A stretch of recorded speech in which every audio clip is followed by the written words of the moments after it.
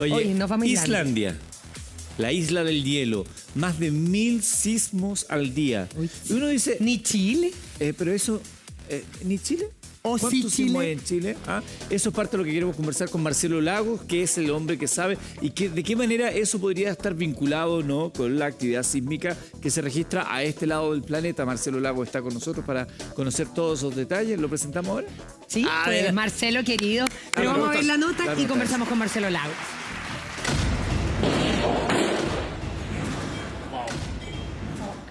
Fuertes movimientos de tierra. Actividad sísmica que viene una tras otra.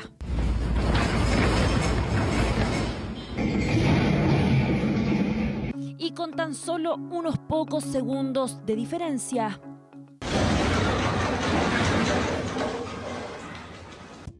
Esta es la situación que está ocurriendo en la ciudad Grindavik, en Islandia, donde, según informó la oficina meteorológica, han registrado, preste atención, más de 1000 terremotos en 24 horas.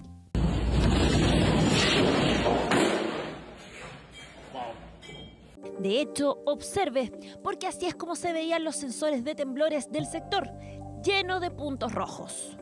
¿Qué lo explica? Está temblando muchísimo en Islandia y la razón por la que está temblando es porque hay magma que quiere llegar a la superficie. Hasta ahora se piensa que el cuerpo de magma que podría estar con ganas de salir, digámoslo, tiene unos 15 kilómetros de largo, o sea, es algo bastante grande. La posible erupción volcánica provocó que las autoridades declararan estado de emergencia y ordenó la evacuación de todos los habitantes de la ciudad islandesa.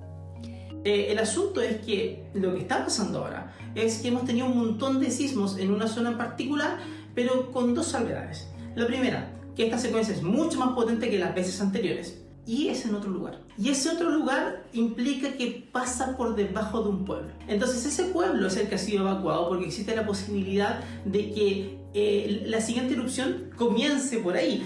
En las siguientes imágenes vemos las grandes grietas que se han provocado por la seguidilla de temblores, las que, por increíble que suene, ya son visibles desde el espacio.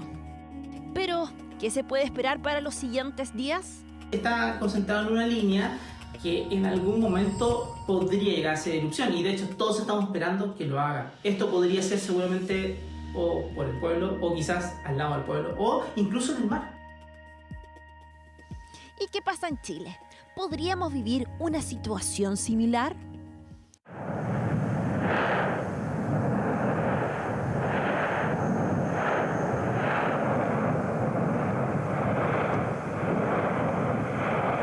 Fue durante el año 1988 que hizo erupción el volcán Lonquimay, que a diferencia de otras explosiones nacionales, esta tenía características similares a las de Islandia.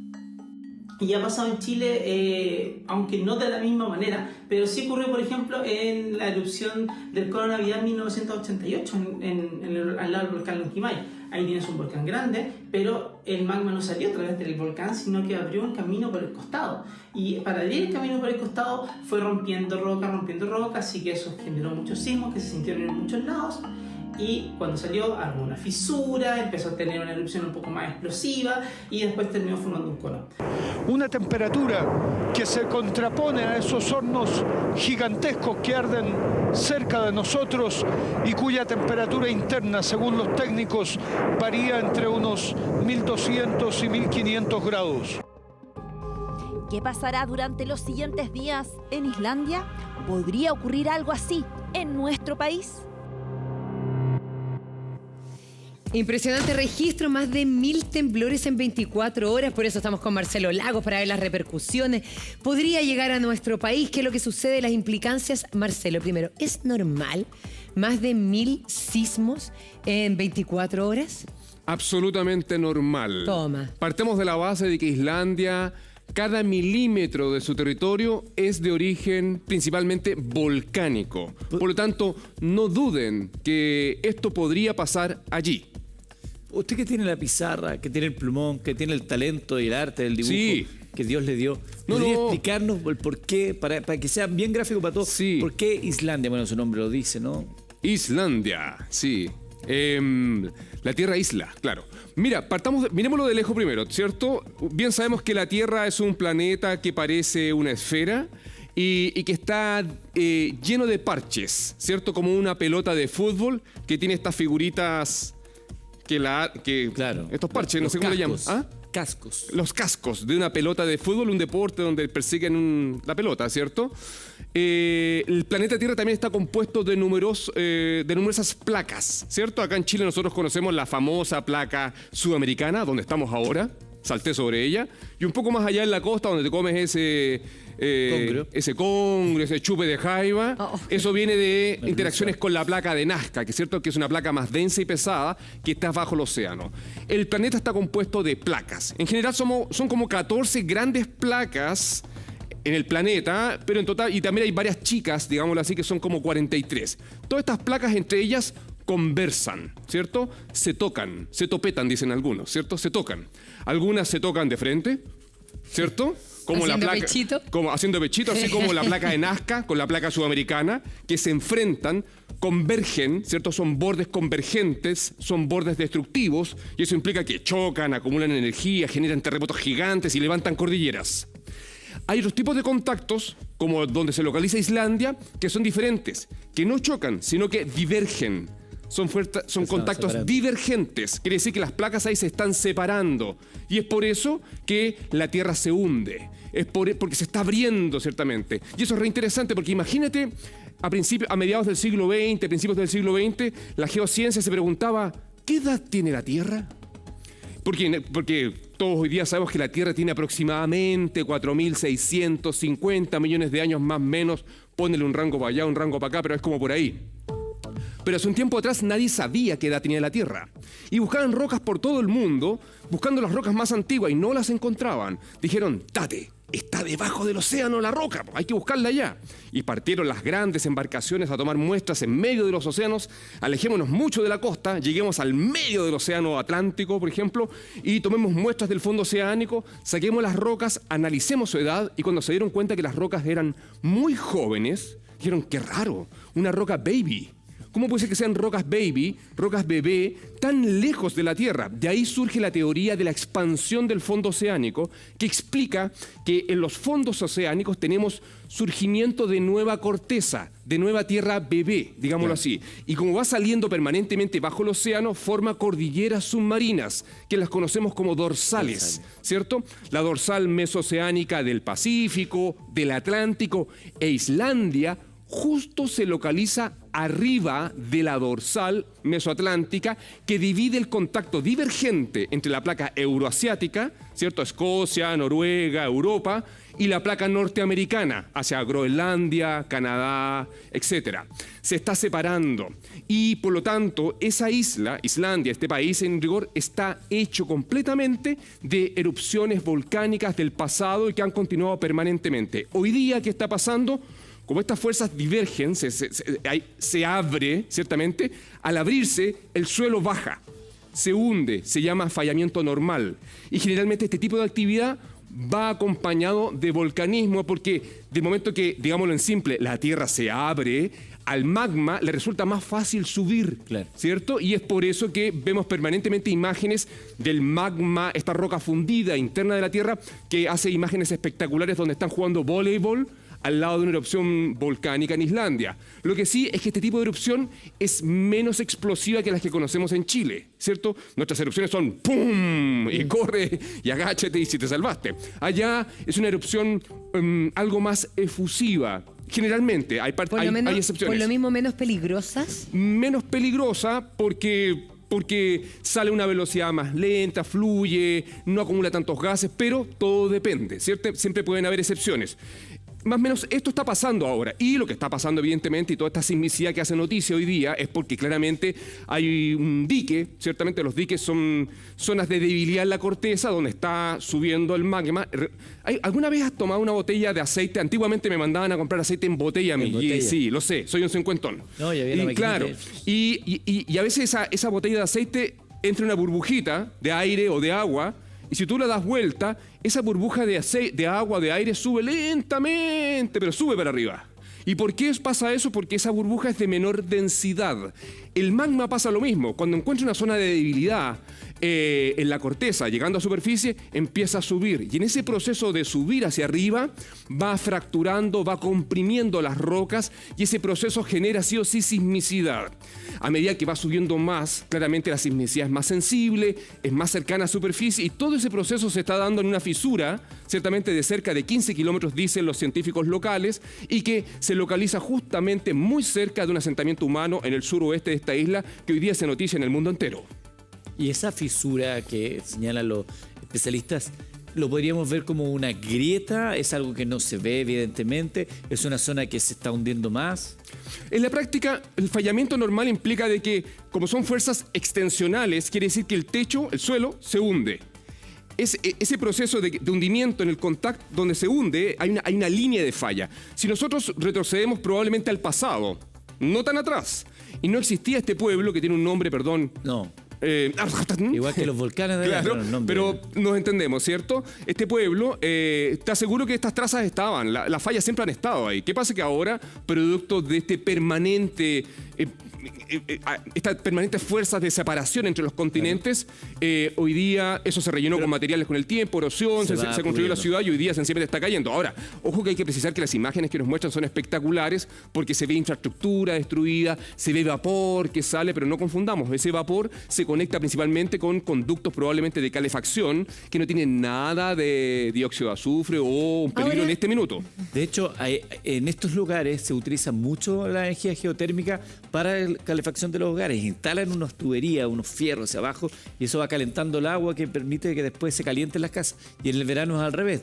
Mandan el calor hacia abajo y permiten refrigerar esas casas con la energía geotérmica, que acá en Chile también la tenemos y que no está tan utilizada. Buen punto, Eduardo, porque justamente con tanta actividad volcánica, con un país que se está abriendo producto y que está saliendo nueva tierra, digámoslo así, desde el fondo oceánico, que da origen a estos volcanes que mencionas, todo eso aumenta la temperatura de los niveles de aguas subterráneas y ciertamente se traduce en energía geotérmica que bien utilizada, claramente es una forma sustentable, renovable de usar energía y Islandia bien lo sabe. ¿Sabes que hay empresas chilenas trabajando en eso? ¿Sí? Sí. Acá en Chile sí las conozco. Pero empresas chilenas que han ido allá, a Noruega, Islandia, están ofreciendo sus soluciones. Empresas chilenas allá. Toma, cachito. Ahora, cuando estamos hablando que más de 1000 sismos en 24 horas en Islandia, ¿nuestro caso pasa lo mismo? O sea, nosotros no nos damos cuenta y hasta cuántos sismos podemos tener en Chile. Muchísimos, pero no todos son sensibles. Ahora, partamos de la base que la sismicidad volcánica si la comparamos con la sismicidad típica de un margen de subducción como Chile, es una sismicidad de menor magnitud, pero no por eso relevante. La sismicidad y las magnitudes registradas en este minuto en Islandia claramente llama la atención de la comunidad experta y es por eso de que hay un escenario posible de que esto llegue a superficie y se transforme en un riesgo y en un desastre. ¿Qué riesgo? Eso, ¿podríamos estar hablando que venga un desastre de gran magnitud por la cantidad de sismos que estamos viendo? Mira, lo de desastre podría ser dependiendo cómo lo miremos. Primero que nada, es una isla volcánica por todas partes. Segundo, los volcanes han marcado su historia. Tercero, están llenos de fracturas, fallas y evidencias concretas de que el magma siempre está abajo. Por lo tanto, si yo pongo un asentamiento humano sobre este tipo de territorio, me estoy exponiendo a un proceso de la naturaleza recurrente que puede tornarse peligroso, ¿cierto? Y eso implica construir riesgo con decisiones humanas. Ese riesgo, esa posibilidad de ser afectado, podría terminar en desastre. Lo que sí es que hoy día, de forma anticipada, dadas todas las señales de la naturaleza, los sismos, los movimientos, los olores, dado la tecnología, hoy día se evacuó a gran parte, si no casi todo el pueblo. Más de 4.000 personas hoy día están fuera de la zona de peligro y, por lo tanto, si llegase a ocurrir un proceso eruptivo con afloramiento de lava, de magma en superficie, el daño podría, si que atraviese la ciudad, sería un desastre desde el punto de vista de la infraestructura crítica, de los asentamientos humanos, del camino, pero no de vidas humanas. Hoy día en este minuto nadie está hablando de pérdidas de vidas humanas y por lo tanto es un desastre más bien de infraestructura, porque estamos arriba de volcanes. Recuerden que en Chaitén, el 2 de mayo del 2008, también el volcán Chaitén venía hace meses dando señales, comienza el proceso eruptivo y rápidamente el gobierno de la época en barcazas saca a toda la comunidad, 4.000 más entre Futalefú, El Amarillo, Chaitén fueron evacuados, muchos por la costa, y no tuvimos víctimas para esa erupción. Todos bien saben lo que pasó con Chaitén, que es un ícono del riesgo volcánico en Chile. Acá nos preguntan, porque Chile también es un país muy volcánico, si esa actividad volcánica de Islandia es similar en su origen y en efectos a la actividad volcánica acá en Chile.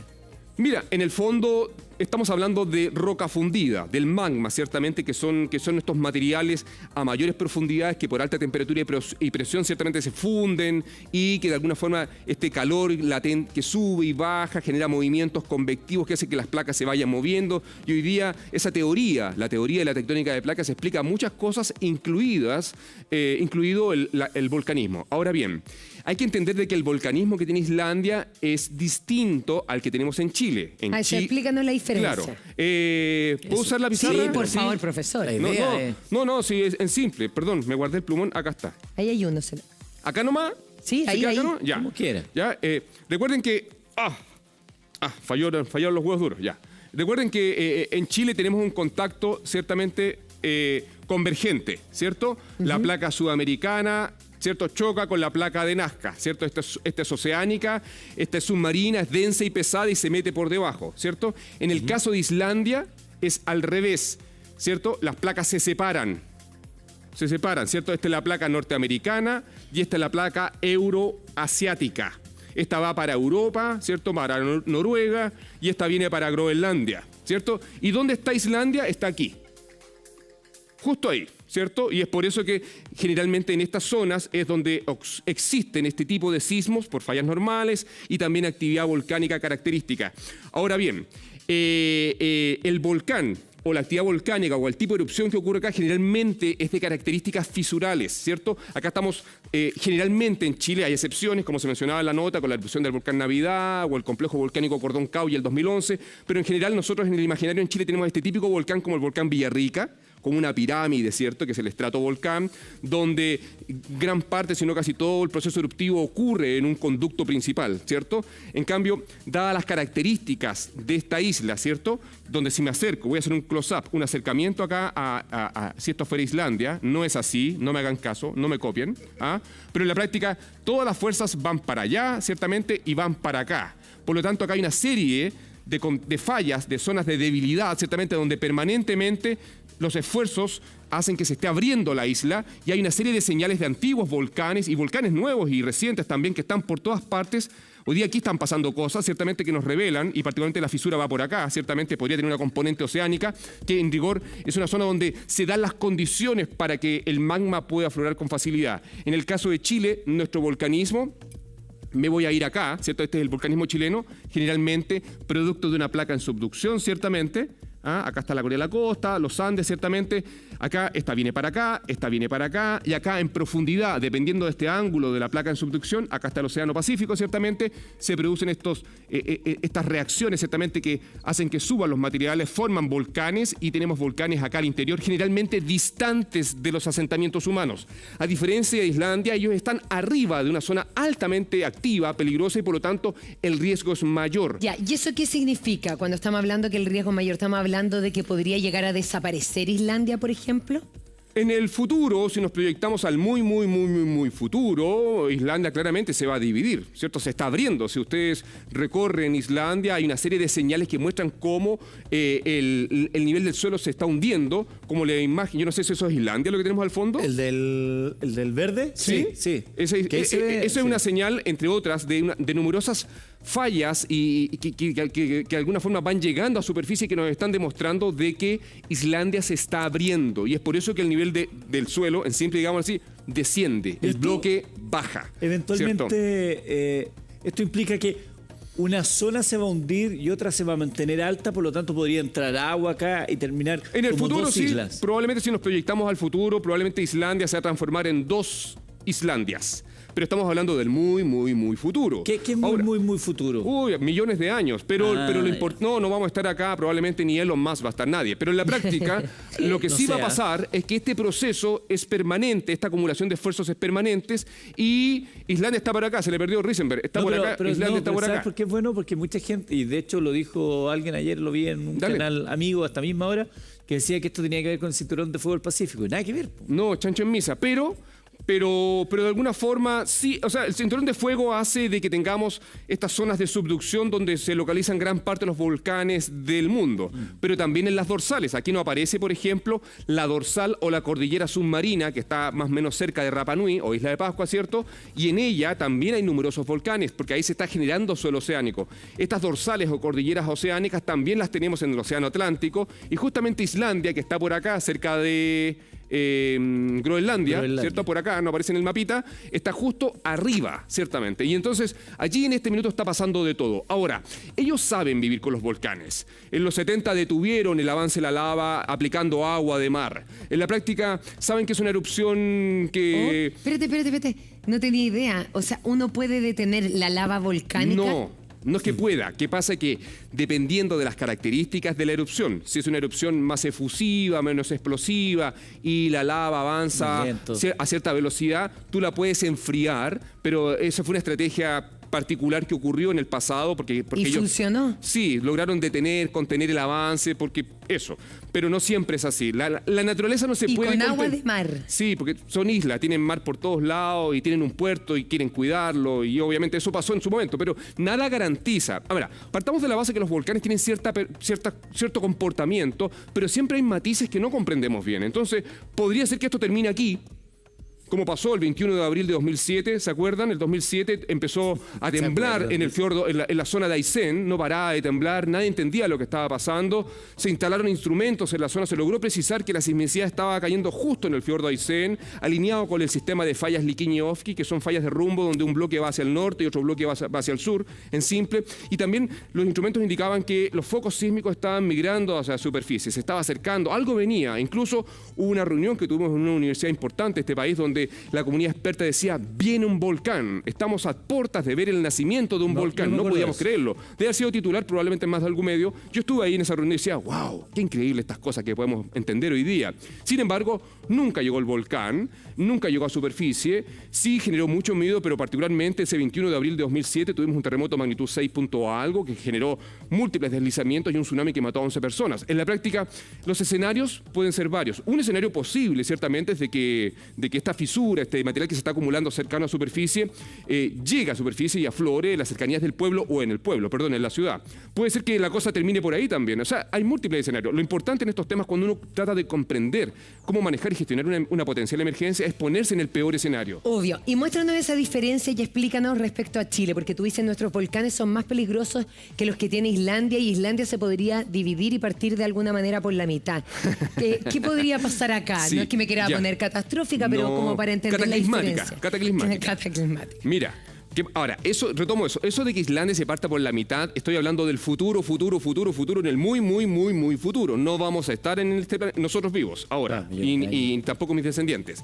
Ahora, respecto al tipo de erupción, cuando hablamos que hay erupciones que son más peligrosas que otras, es porque todo depende de la composición en simple, digámoslo, geoquímica de sus materiales, ¿cierto? Hay magmas, digámoslo así, que pueden acumular más gases, ciertamente, y generalmente ese tipo de erupción es más explosiva, ciertamente, inyectan mucho material a la atmósfera con grandes columnas, etc. Y hay otro tipo de magmas que son más líquidos, ¿cierto? Digámoslo así en simple, y por lo tanto ese magma cuando llega a superficie y se transforma en la lava, ¿cierto? Que todos vemos y comprendemos, fluye de forma más rápida, pero sin ser explosivo de forma sustantiva, y por lo tanto su peligrosidad se va atenuada. Son espectaculares, nos podemos acercar, podemos tomar fotografías, incluso podemos volar con drones sin ningún problema. Hay imágenes increíbles de Islandia, esta imagen por ejemplo, pero esa es la diferencia. Y acá generalmente en los Andes, en Chile, nuestros volcanes se caracterizan por su explosividad, ¿cierto? Y eso los hace más peligrosos. Pero también hay que destacar que el hecho de que algo sea peligroso no quiere decir que sea riesgoso. Peligroso significa que claramente es peligroso, pero el riesgo surge cuando yo me acerco, cuando yo me instalo, cuando pongo la escuelita arriba, cuando pongo el aeropuerto, cuando pongo la ciudad arriba de una zona volcánica. Ahí estoy construyendo riesgo con decisiones humanas. No es que el volcán te quiera hacer daño, el volcán es tu amigo. Oye, hay muchas preguntas, estoy mirando aquí muchas preguntas que mandan de la gente. Alguna, le estaba respondiendo a alguna que decía, volvían a repetir lo mismo. Si la actividad volcánica de Islandia es parecida a la de Chile, ya tú nos has explicado que obedecen a razones distintas. Si bien estamos hablando de volcanes, la forma en la cual se están generando esto es diferente. Y dice acá una pregunta. Se habla de 1000 sismos en Islandia. En Chile también tenemos muchos. Veíamos el otro día la página de sismología donde muestran aquellos que son percibidos por los instrumentos. ¿Cuántos sismos más o menos tenemos acá en Chile al día? Chuta, no, 7.000, 8.000. Sí, miles. Sí, ¿Al miles. día? No, al año. Pero igual, multiplica hasta que te ¿Pero podemos tener 1000 en 24 horas?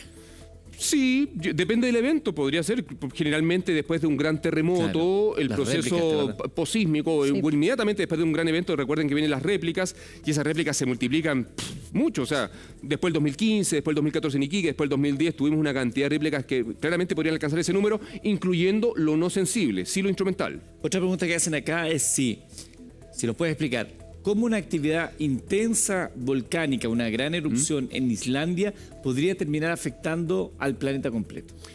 Mira, claramente han ocurrido grandes erupciones en el hemisferio norte y aquí podrían pasar cosas. Lo más en el radio cercano es sabido en erupciones de las últimas décadas en esta zona de que la inyección de material a la atmósfera contribuye ciertamente a que ese material particulado, esas cenizas, afecten todo lo que es el sistema aéreo de aviación en la Europa, etcétera. También hay cierto tipo de gases, en un peor escenario ciertamente, que al inyectarse a la atmósfera ciertamente pueden contribuir a bajar la temperatura. Cuando llega el sol ciertamente a nuestra atmósfera, rebota, digámoslo así en simple, y eso baja la temperatura, y hay estudios del pasado que revelan que eso ha pasado. Hay ciertos gases, por ejemplo el dióxido de azufre, etcétera, que al acumularse en ciertas capas de la atmósfera puede contribuir a ello. Pero evidentemente todo depende de la erupción. Hay erupciones que probablemente es insignificante o marginal, pero si fuera una mega colosal erupción, probablemente podría influir a escala global. Pero ahí estamos hablando de grandes erupciones. Tú el otro día nos mencionabas de un hecho reciente parecido, una mini glaciación, no sé si lo estoy diciendo bien, pero que hubo un periodo más o menos reciente en nuestra historia donde se vio algo así. Sí, por supuesto, claramente ha ocurrido. En la literatura y en ciencia sabemos que hay una pequeña edad del hielo, ciertamente cercano a la Edad Media, que se conecta ciertamente con erupciones volcánicas del pasado que inyectaron importantes cantidades de material a la atmósfera, incluidos los gases. Evidentemente ello se contribuyó ciertamente a una baja de la temperatura, pero también a hambruna, pérdida de cosecha, impacto en la ganadería, porque evidentemente es complejo. A escala local, nuestras erupciones, cuando inyectan material a la atmósfera, generalmente los vientos predominantes que vienen del sur-oeste, ciertamente proyectan todo y lo depositan en territorio generalmente argentino. Y bien saben los compatriotas, los vecinos, las vecinas de Argentina, la afectación sustantiva que ellos tienen producto de las cenizas de nuestros volcanes que están en el límite, porque gran parte de los volcanes los compartimos, ¿cierto? Mitad argentina, mitad chilena, eso lo vieron en el colegio, ¿cierto? El límite de las altas cumbres, el criterio de las altas cumbres, las aguas a veces cuando... Ahora las lavas se dividen. Claro. En este caso las cenizas se van para allá, lamentablemente, porque los vientos predominantes van para allá, pero eso puede cambiar. Imagínate un escenario de una erupción donde aparezca el viento puelche, o el raco, como le llaman acá en el Cajón del Maipo, y el viento se viene para acá. Evidentemente el patrón de depositación vendría para el continente, para nuestra ciudad, y sería más complejo también. ¿Ahí qué nos podría pasar? Bueno, lo que pasa es que todos los cursos de agua son contaminados productamente, claramente por la depositación. Todos los suelos son cubiertos por ceniza por volúmenes importantes. Los animales no tienen que comer, ciertamente. Su pelaje es afectado también, y esa mezcla de comer pasto con ceniza los daña. Hay mortandad. La acuicultura y mucho, por ejemplo, las erupciones últimas que hemos tenido han sido afectadas, aparte de los lahares, también han sido por el material que cae, precipita. Las cenizas no hay que subestimarlas, independiente que no sea un flujo piroclástico que te va a hacer morir casi como en Pompeya en el minuto, en tiempo real. Sí genera un impacto en el corto plazo sustantivo, pero en el largo plazo tiene un beneficio, ¿cierto? Las cenizas, bien saben todas y todos, que contribuyen a la fertilidad de nuestros suelos, y esa fertilidad se traduce en todo lo que significan los ambientes volcánicos, ¿cierto? Mucha gente se acerca hacia los volcanes por todo ese paisaje bucólico, claro, y esa fertilidad de esos suelos, que lo que tú tiras un cuesco de aceituna y te sale un olivo. Aquí preguntan la familia Astudillo, que estuvo recientemente en Venezuela, pero me acuerdo de las familias tuyas que había estado recientemente en los saltos del Petrohue. Oh, Y qué lindo. gracias. Estamos hablando de una pregunta. En los saltos del Petrohue dice que se ven unas como rocas que parecen pastel congelado, derretido. ¿Eso es actividad volcánica? O sea, hay una mezcla ahí. Toda esa zona, si volvemos al muy pasado, tiene orígenes fluvio, glacio, volcánicos. O sea, hay acción mixta. Río, Claro, volcanes y ríos, hielo y volcanismo. Y también todas estas capas de rocas que ellos ven deformadas derivan también de procesos tectónicos que deforman ciertamente, porque estos materiales se inyectan ciertamente a la atmósfera, se depositan, son transportados por los ríos, generan suelo. Estos suelos empiezan a comprimirse producto del peso y la presión y el paso del tiempo, se transforman en roca, y esas rocas son sometidas a esfuerzos producto de la tectónica local, la tectónica del margen activo ciertamente de la zona, la placa de Nazca versus la sudamericana, deforma y pliega estos estratos, y entonces uno puede ver a veces, yendo al Cajón del Maipo o a la cordillera o precordillera, de repente rocas que originalmente estaban como una torta de mil hojas y de repente las ve deformadas completamente como verticales o en ángulos inimaginables, y dicen, pero ¿cómo pasó eso? Claro, porque imagínate que ten en cuenta que los Andes en el pasado, en el muy lejano, ciertamente era océano, ¿cierto? Y por eso está lleno de fósiles, marinos, etcétera, pero en algún momento se levantó, y para levantarse quiere decir que las fuerzas de compresión que tenemos acá entre Nazca y Sudamérica comprimen y levantan esta estratigrafía que estaba horizontalmente, y hay que levantarla, y eso quiere decir que estos patrones, estos suelos pasados, ciertamente, que ya están transformados en rocas, para deformarse tienen que transformarse en algo, ciertamente, que toman estas formas raras, digámoslo así, para el común denominador de los habitantes de nuestro país, pero se conectan con todo ello. Particularmente esa zona, volcanes, tectónica, la acción de los ríos, pero también de los glaciares. Por supuesto, y cuando estamos hablando de 1000 sismos en 24 horas, que podría venir un mega evento, ¿qué consecuencias podría tener para nosotros? Porque siempre que hay un terremoto importante en China, por ejemplo, estamos alerta y decimos, hoy podrá venir un tsunami a Chile o no. En el caso de Islandia, ¿cómo se conecta con nosotros? Mira, yo le daría un vuelco de tuerca, y más allá de que lo de Islandia vaya a tener una consecuencia para Chile, yo creo que es mirar con atención varias cosas. Por una parte, cómo se está gestionando y manejando la emergencia. O sea, primero que nada, toda la gente se tuvo que ir de la ciudad. No pueden volver en sus vehículos. Hay un radio, hay un perímetro donde yo puedo llegar hasta 5 kilómetros del pueblo o de la ciudad, y luego la autoridad es quien decide cómo y en qué minuto tú te acercas a tu vivienda a retirar algún efecto personal que necesites, que sea único, ¿cierto? Y ese aprendizaje de ese manejo de esa emergencia es una experiencia importante, porque no todos los días tienes que evacuar una ciudad rápidamente, y que las personas estén dispuestas a colaborar, porque en la práctica ten en cuenta que a veces tenemos lluvias intensas en Santiago, hay potencial de peligro aluvional y muchas personas no quieren evacuar. Nos pasó con las lluvias de junio, donde en la zona centro-sur se les decía a las familias deben evacuar porque el río puede desbordar, y la gran mayoría sí evacuó, pero tuvimos familias que no evacuaron. Entonces, yo la comparación que haría sería que hoy día, si miramos las imágenes, el habitante de Islandia está fuera del pueblo. Todos. No hay ninguna que diga, no quiero irme. Claro. No, Dios me salvará. No, yo me quedo acá. Entonces eso nos refleja una cultura de comprender lo que significa la seguridad humana y cómo convivir con estos procesos de la naturaleza. Segundo, hay que entender de que acá hay un asentamiento humano que está arriba de una zona volcánica, y por lo tanto estos procesos van a ocurrir siempre, siempre. Entonces, eso quiere decir que esto no puede pasar en Olmué. Esto no va a pasar en Pisagua ni en Carelmapu. O sea, esto pasa en Islandia, que es una isla que en cualquier parte es volcán, que fue volcán en el pasado y que está sometida a esfuerzos sustantivos porque está en una zona activa donde se tocan dos grandes placas. Y por lo tanto yo me iría por mirar a Islandia como el aprendizaje, ¿cierto? Cómo están gestionando y manejando la emergencia, qué va a pasar después con este pueblo, porque esto va a parar en algún minuto, las erupciones o los procesos eruptivos llegan a superficie o no duran toda la vida, y por lo tanto Islandia va a tener que tomar una decisión. ¿Qué hacemos con esta ciudad? ¿Tapamos los hoyos y arreglamos las tuberías de gas, o nos relocalizamos, o diseñamos una nueva forma de habitar estos territorios para que no vuelva a pasar y la infraestructura crítica subterránea no se destruya o los caminos no se rompan? Porque algún aprendizaje va a haber. Por ahí va la cosa, yo diría. Vuelvo acá a nuestro querido Cinturón de Fuego del Pacífico con preguntas de la gente. Desde Coquimbo, ¿por qué está temblando tanto en La Higuera, región de Coquimbo? La Higuera. Bueno, depende. Bueno, tiembla en todo Chile, compañero, compañera, pero Pero recuerden de que esa zona está en el límite norte de la ruptura del 2015, ¿cierto? Recuerden que el 16 de septiembre del 2015 tuvimos un terremoto. Ahí desde el sur de Coquimbo, desde Punta Lengua de Vaca, todo se movió más o menos hacia el Pacífico. Y de la bahía de Coquimbo para el norte, ellos no quisieron jugar. Dijeron, oye, juguemos, vámonos para el Pacífico, al océano. Y de Coquimbo para el norte dijeron, no, nos quedamos acá igual.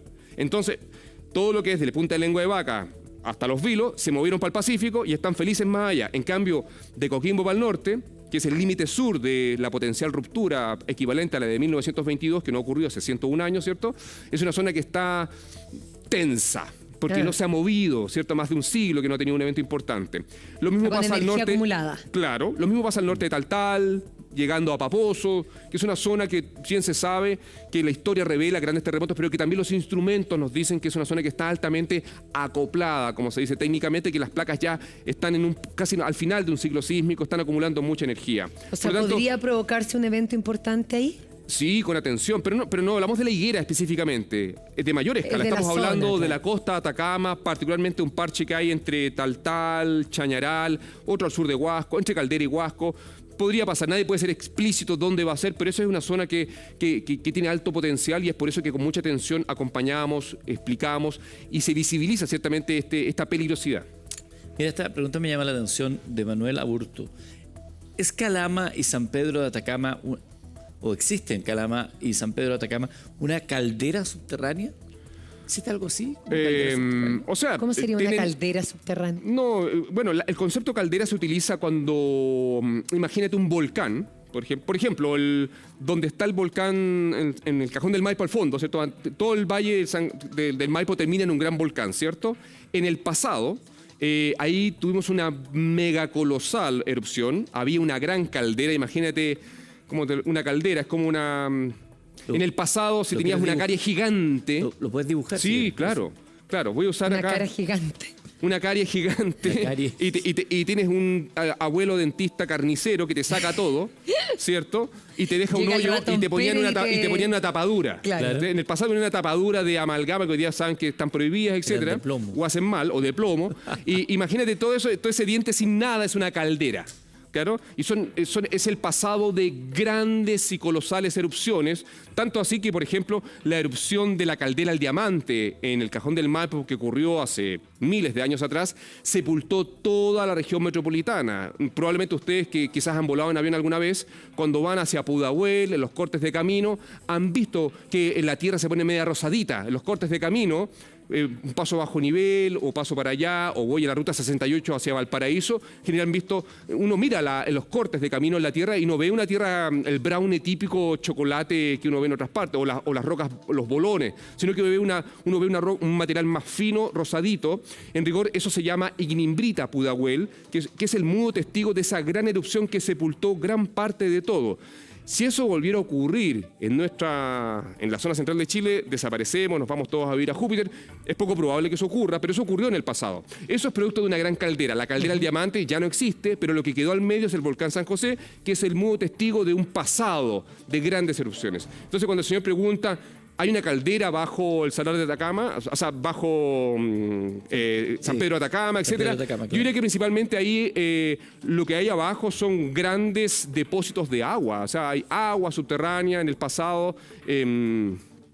Pero los volcanes hoy día están en la cordillera, están hacia allá, ¿cierto? El arco volcánico va migrando, se va moviendo desde la costa hacia el interior y hoy día los volcanes peligrosos, digámoslo así, están todos hacia el oriente, hacia el límite con los países vecinos como Bolivia y Argentina. ¿Tenemos más preguntas? Sí, tenemos hartas preguntas que nos están llegando Ya. aquí al WhatsApp. Dice, pues, ¿es capaz de hacer desaparecer Santiago la falla San Ramón? Buena Ya pregunta. se fueron por otro lado, ¿no? Ya. Oye, Esa pregunta como que Nos es fuimos al chancho con recurrente. esta pregunta. Es recurrente. Sí, no, claro, pues sí. ¿Cómo no va a ser recurrente si es un objeto tectónico que de alguna forma cambia el escenario de peligrosidad para la Santiago de Chile, que fue incomprendido por mucho tiempo y que hoy día hay muchos antecedentes sobre la mesa que revelan que tiene cierto grado de peligrosidad? Sin embargo, independiente que lo tiene, eso no se traduce en normativa, en planificación urbana que incorpore ese peligro y hay tensiones al respecto. Se supone que, y no me pongo en duda, de que el gobierno regional, ciertamente el GORE, está trabajando trabajando en tratar de incorporar la falla de San Ramón en los instrumentos de planificación territorial, de modo de que los planos reguladores de todas las comunas que son parte de este objeto tectónico la incorporen con algún tipo de medida, ¿cierto? Bajando densidad de habitantes, tratando de relocalizar lo crítico. Claro, lo que ya está, y ahí hay que aprender a convivir y manejar la emergencia, quizás pensar en medidas de mitigación no estructural como seguros, o sea, si está ahí arriba de la falla, un buen seguro que te compense, etcétera.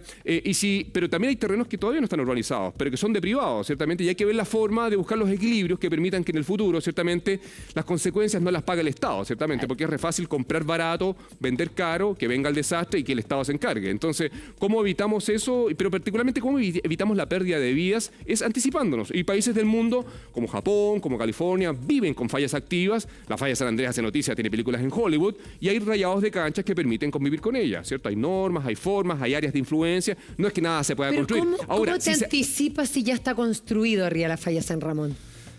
Es que en la práctica, cuando ya algo está expuesto a un peligro porque no se comprendía, por ejemplo, los tsunamis en Chile no se comprendían, ciertamente, y es por eso que la Teletón se nos inundó el 2015 en Coquimbo. Nadie pensó que estaba muy cerca del mar. Ups, ciertamente.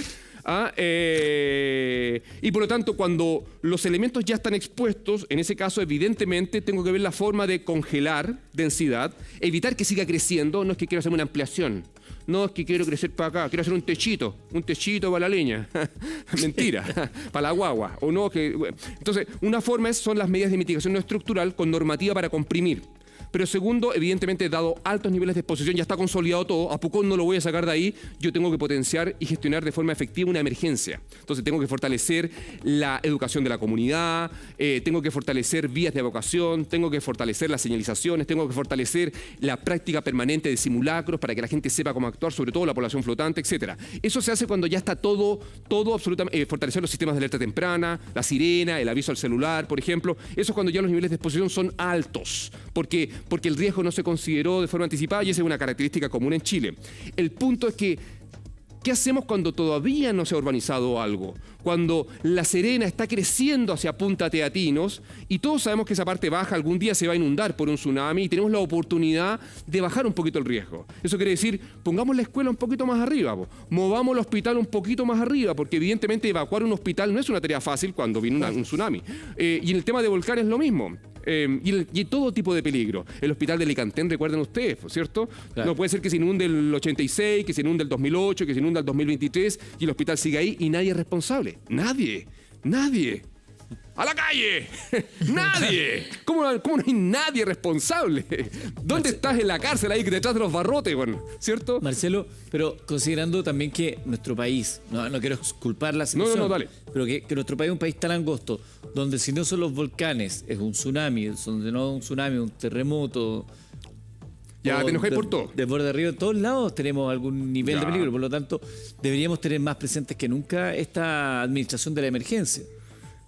Sí, pero ojo, presente, pero no debe ser lo más importante. Lo más importante no es la emergencia. Lo importante es que no ocurran emergencias. Entonces, lo importante es cómo nos anticipamos para disminuir el riesgo, disminuir esta probabilidad de que me caiga, ¿cierto? Claro. Yo no comprendo el riesgo, por lo tanto me acerco al borde y me caigo. Y como soy un viejo cincuentón, me rompo el fémur. Y como tengo poca masa muscular, mi recuperación es débil, ¿cierto? Y me demoro. ¿Quién sabe? Y quedo cojo, ¿cierto? Y podría ser, no hay drama. Pero si comprendemos el riesgo, ciertamente si nos anticipamos, no me voy a acercar al borde. Claro. Lo voy a evitar, voy a andar con precaución y voy a evitar que mucha gente se acerque. Comprender el riesgo, gestionar el riesgo es mucho más importante que gestionar la emergencia.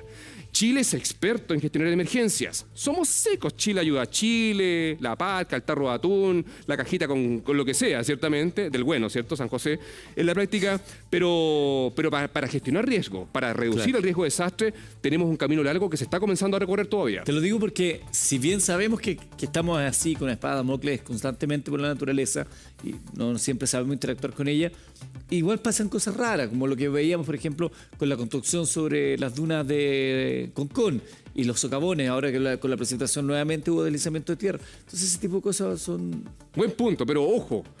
¿Qué pasa? Ojo que las palabras construyen realidades. Lo que pasa en las dunas de Concón no es raro. Señor, señora, eso no es raro. Perdón, allá, Rizel, perdón, estaba mirando para Copiapó. No es raro. Eso pasa porque yo sobrecargo un sistema natural frágil con urbanización y con normativas que lo permiten. Por lo tanto, lo que está pasando ahí es consecuencia de normas que construyen los seres humanos que habitan este país que permiten hacer eso.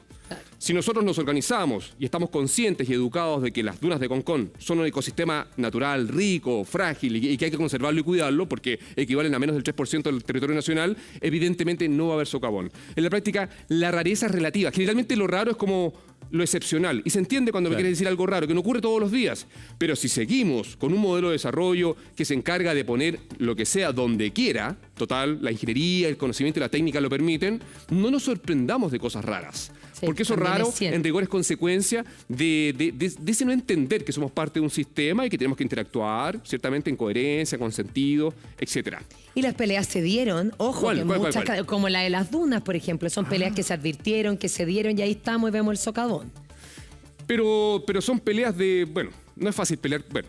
Sí, Yo creo entiendo para dónde vas y ya. Hay que cambiar las normas. Pero mira, tenemos hartas preguntas que nos están llegando. Dice, Pero hola. déjame solo poner otro ejemplo. Ese condominio Parque Zapallar en Curicó, al lado del río. Al lado del Crey. sí. ¿Qué cosa mala podría llegar a ocurrir? Pero ¿cómo construyen las casas al lado? Y se Y se dijo, inundó, advirtió, y se desbordó el río. Y habían personas involucradas, y habían nombres conocidos. Sí, es que es interesante porque uno podría decir, el Estado se preocupa y se ocupa de estudiar y no va a dar permiso para construir en una zona peligrosa. Alguien tiene que hacer eso. O sea, no es que yo privado... Ahí está la imagen, Claro, mira no es que, cómo quedó. No es que yo privado compre un terreno y construyo. Para construir hay permisos. Y esos permisos pasan por todo un proceso jerárquico desde una dirección de obras en la comuna, desde un instrumento de planificación territorial. Aunque esto esté en lo rural, evidentemente implica estudios fundados de riesgo por una evaluación de impacto ambiental, y eso pasa por jerarquía a la región, y eso pasa a los ministerios. O sea, en la práctica acá hay una cadena de responsabilidades. No es que las personas quieran vivir al lado del volcán, al lado del río, arriba de la duna, sino que el modelo, nuestras normas y cómo planificamos el territorio o cuánto pesa el conocimiento científico en estas materias. Oye, permite... la camioneta que estuvimos tantas hipótesis si la camioneta se iba o no. Se quedó ahí la camioneta. Sí, no, claro, eso en la práctica eso nos revela que independiente de todos los naipes que tenemos sobre la mesa, eso no significa que nuestros territorios hoy día estén seguros. Y ese es un gran tema, porque tenemos muchos asentamientos humanos como este que son verdaderos castillos de naipe. Y estamos esperando que pase algo para que tomemos medidas. Y ese es un modelo típico, reactivo, ciertamente, que caracteriza gran parte de la gestión en estos temas territoriales de nuestro país. Eso debe cambiar. Ciertamente, tenemos que ser proactivos, tenemos que anticiparnos. Y es por eso que, por ejemplo, la falla de San Ramón no se ha activado. No se activa hace miles de años. Y algunos escépticos podrían decir, es poco probable que se activa. No se activa hace 6.000, 7.000 años, ¿qué se va a activar ahora? ¿Ah? Y uno podría decir, tranquilo, esperemos, buscamos formas, ciencia, tecnología, pero en la práctica esa incertidumbre, nadie sabe cuándo se va a activar. ¿Ah? Y es mejor, ciertamente, anticiparse, prepararse ante la incertidumbre y la complejidad de estos límites del riesgo que no entendemos bien para evitar desastres en el futuro. Perfecto. Vamos con Ragurto, que dice, hola, buenos días. Pregunta para, dice Sergio Lagos. Grande, Sergio. Lagos. No tengo nada que ver con Sergio, lo quiero mucho. Sí, muy buena onda, Sergio. Pero tiene el mismo power. Sí, tenemos el mismo zapatero. Exacto, ¿no? Y el power de todas maneras. Somos de la comuna de Andacoyo, cuarta región. Acá convivimos a diario con una minera que está a 1 kilómetro del pueblo. Y dice que todos los días al mediodía las tronaduras de la minera remecen todas las casas, muchas ya agrietadas con la fracturación subterránea de la tierra con las tronaduras. Nos deja una posición más vulnerable en caso de terremoto o temblor fuerte. Totalmente, sí. Bueno, ahí hay un tema. Ahí lo que se tiene que hacer es que no pongo en duda de que esta actividad económica minera cercana al asentamiento humano debe tener algún grupo, ciertamente, de profesionales encargados de interactuar con las comunidades cercanas y se tiene que buscar una solución. Porque evidentemente la onda de choque, la onda de expansión de toda tronadura tiene un alcance, una distancia horizontal que se canaliza, que se acelera dependiendo de las características de la topografía y puede generar daño estructural, sobre todo en viviendas de materiales relativamente más ligeros, digámoslo así. Pero eso tiene solución. Pero eso implica conversar. Y no pongo en duda de que la minera, sea cual sea su nombre, va a estar dispuesta a dar una solución.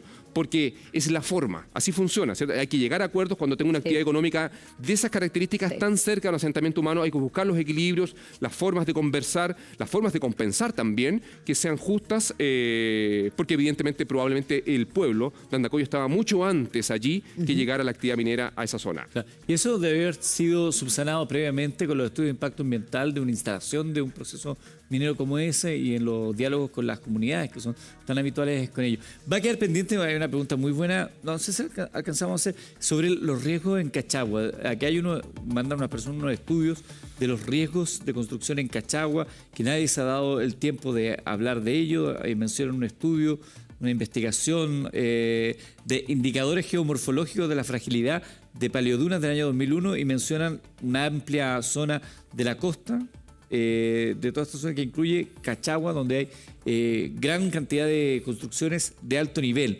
Dice el riesgo y ellos no saben de lo que dónde están viviendo. Sí, mira, buenísimo el punto y cierro acá, entiendo, porque hay que entender de que la ciencia permanentemente está generando mucha información y esa información está disponible. Si el tema es cómo esa información logra permear la toma de decisiones en el mundo real. Aquí lo medular en sociedades reactivas como la nuestra es de que lo que está pasando en la duna de Concón hoy día con el socavón, les aseguro que tiene más peso específico hoy día que los artículos científicos que revelan peligrosidad, en este caso en la localidad de Cachagua. Independiente de ello, yo aseguro y que prontamente Chile va a tener una ley de zona costera donde ambientes dunarios como este ciertamente van a tener un trato diferenciado. Ahora, Cachagua hay que entenderlo bien también, porque el riesgo no solamente es el peligro, ciertamente, no solamente, también es la exposición y también la vulnerabilidad.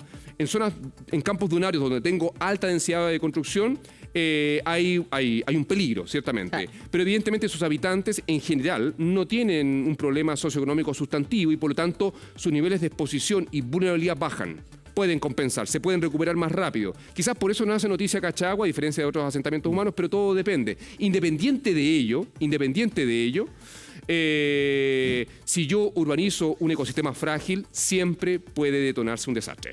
Marcelo Lagos, como siempre. Grande, Marce, muchas gracias. Es la clase Nos que vemos el tenemos otro toda la miércoles. semana. Oye, 10 de la mañana con 18 minutos, Kevin Felgueras y las noticias de lo que está pasando.